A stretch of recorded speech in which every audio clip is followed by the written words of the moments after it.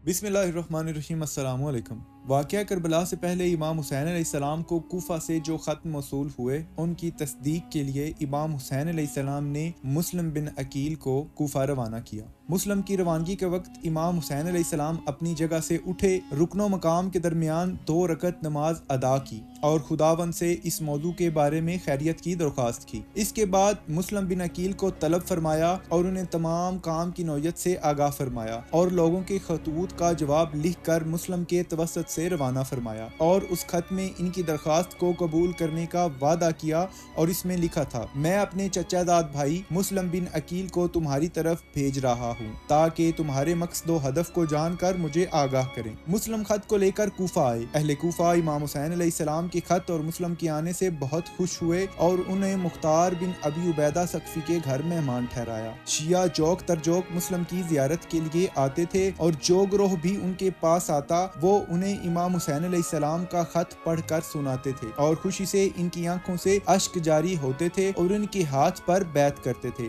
यहाँ तक कि 18,000 अफराद ने उनके हाथ पर बैत की।